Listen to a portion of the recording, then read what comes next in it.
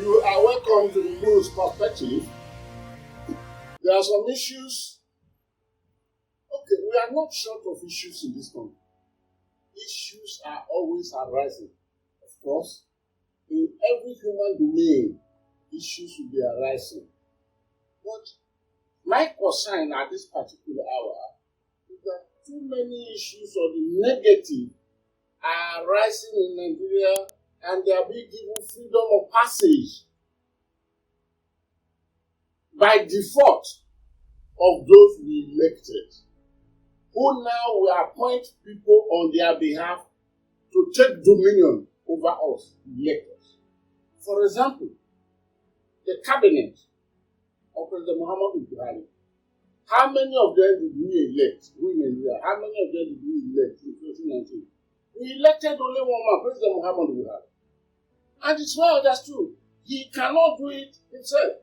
And the Nigerian Constitution provides for him to have a cabinet. And the Nigerian Constitution, the 1999 Constitution as amended, even specified that a minister must come from each of the 36 states plus the federal capital territory. Of course, we have seen situations when the president will appoint about 42 ministers. That is not what the Constitution encourages.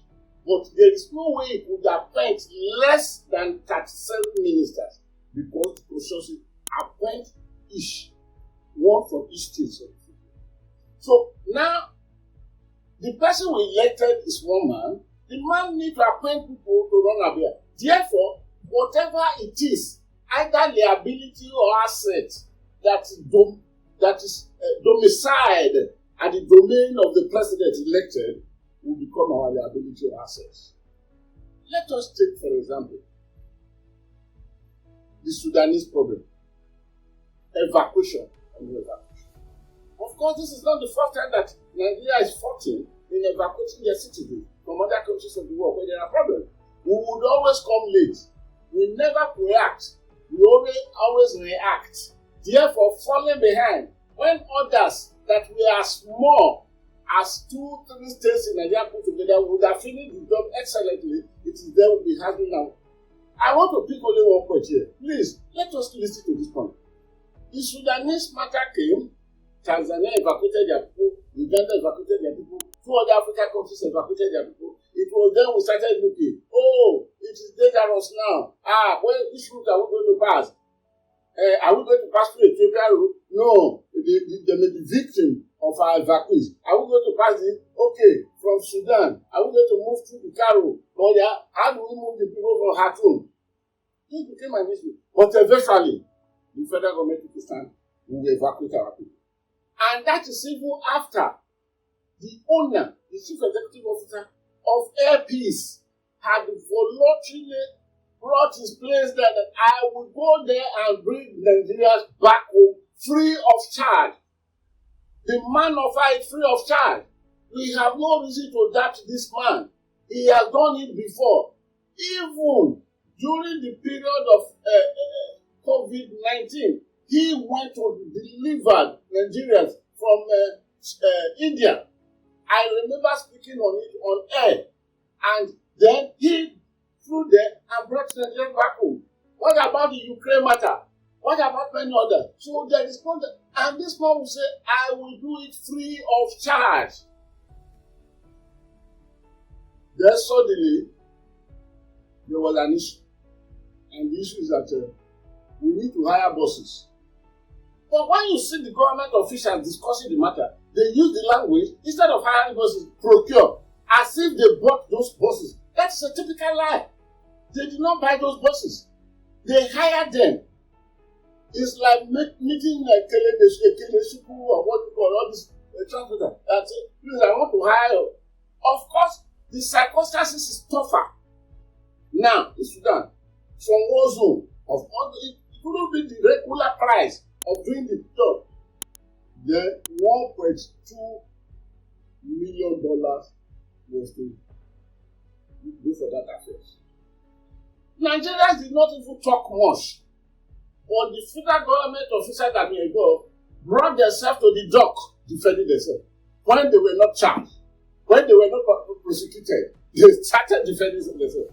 You may find that they were defending themselves when nobody brought them to the door. It's an evidence that they were not at peace with their consciences. That if few of them are still left with conscience, because the word conscience is gone in the Nigeria dictionary. Now, let me add this. On the process, we discovered that first place, how many institutions in Nigeria were involved? About 4 were involved in that evacuation. NEMA, Ministry of Humanitarian Affairs, Ministry of Foreign Affairs, which other one again, were involved. The truth is this: do we really need all this to do there? The diaspora, the one that we headed by Dabil, is involved. Do we really need all of them? And we were told later that what actually happened, and thank God it was the Speaker, House of Representatives, Femi Gbajabiamila, that revealed the fact was that there was a rancor in between this institution, was why there was delay of carrying out the whole process. Please, we shall segment this into 2 phases so that we know for facts that those officials that are daily duping Nigerians to make aggrandization of the highest order all over the world will not want to reveal to us. If the Honorable Speaker Femi Gbajabiamila didn't tell us, of course, there are few people that know the fact that there was a great battle going on. And what was the battle all about? Who would go away with the shock part of the money? The $1.2 million they said they used. They used the language procure. They did not procure. I have said that. They hire buses. Where on earth that the number of buses you need to evacuate that 5,000 will consume? But when the narration came, there is a top official of government who even he called Nigerians foolish for trying to probe into the reality of what is happening. The diaspora unit, the Ministry of Humanitarian Affairs, the Ministry of External Affairs, the NEMA, the truth of the matter is that most of them, their functions are not supposed to exceed the Nigeria border. For example, what is NEMA running to Sudan to go and do? Is this operation not supposed to be domiciled in the domain of the Ministry of External Affairs? This is where it's supposed to be domiciled. But now, I will return back to reveal something that somebody said concerning this matter.